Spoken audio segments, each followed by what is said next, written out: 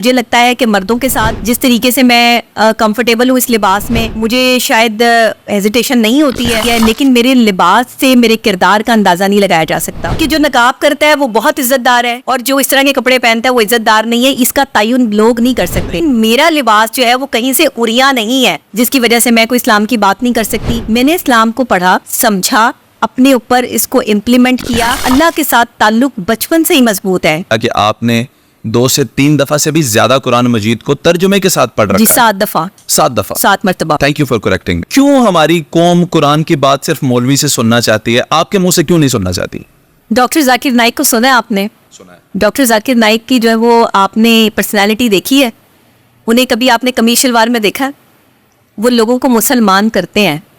ان کی باتیں سن کے، ان کا ایمان دیکھ کے اور ان پر اللہ کا فضل دیکھ کے ہندو کیا، کرسچن کیا، ہر طبقے سے تعلق رکھنے والا بندہ جو ہے وہ اسلام کی طرف راغب ہو جاتا ہے. اگر آپ کے لباس کا اتنا ہی افیکٹ ہوتا دوسروں پر اور اسلام کے نظریے کو آپ بیان کرنے میں جو ہے وہ اتنے ہی ہلکے ہوتے، تو پھر آپ دوسرے کہتے ہیں نا کہ اگر آپ کا مذہب بہترین ہے، اگر آپ سمجھتے ہیں کہ آپ کا مذہب بہترین ہے تو آپ کو اس پر عمل بھی کرنا ہوگا.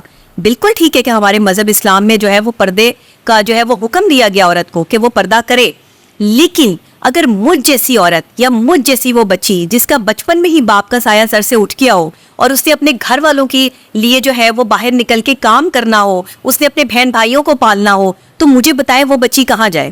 کیا میں بھی سڑکوں پر بھیک مانگتی یا میں سڑکوں پہ کھڑے ہو کر جو ہے وہ لوگوں کو کہتی کہ بھئی میری مدد کرو؟ کیوں؟ جب میری والدہ ایک پڑھی لکھی خاتون تھی تو میں نے بہتر سمجھا کہ میں ان کے ساتھ شانہ بشانہ مل کر اپنے گھر کا ایک سرکل چلاؤں. میں اپنے گھر کی واحد کفیل ہوں.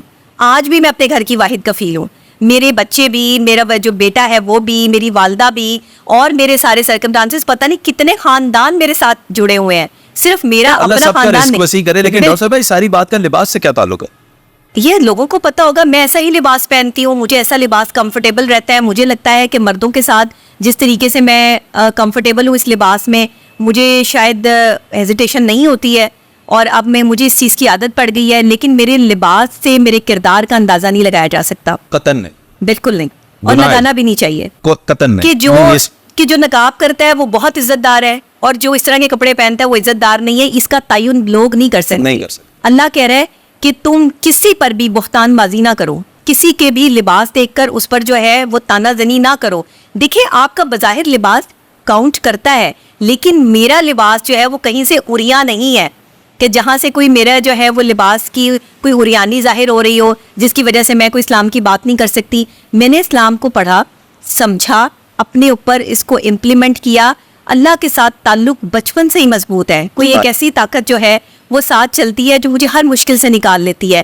تو میں کیا کروں کہ جب میرا ایک جو ہے وہ جوتا بھی ٹوٹ جائے، جب میری ایک جو ہے وہ میرے پاس کچھ نہ ہو، میں تب بھی جب اللہ کا ہی ذکر کرتی ہوں اور اللہ سے ہی مانگتی ہوں. کسی بندے سے جا کے میں جو ہے وہ سفارش نہیں کرواتی، اور آج تک جو ہے وہ کبھی پرچی سسٹم میں نے استعمال نہیں کیا. ہاں، اوپر ضرور بات کرتی ہوں کہ یا اللہ یہ بندہ مجھے بہت تنگ کر رہا ہے. شکایتیں بڑی لگا دیتی ہوں، بڑی شکایتیں لگاتی ہوں لوگوں کی کہ یا اللہ بہت تنگ کر رہا ہے. اب یہ اذیت کا وہ لیول آ چکا ہے کہ بس اب میری پاس بس ہو چکی ہے. تو بس پھر اوپر سے پھر میں دیکھتی ہوں کہ کیا ہوتا ہے. پھر اللہ جو ہے وہ خود ہی سنبھال لیتا ہے.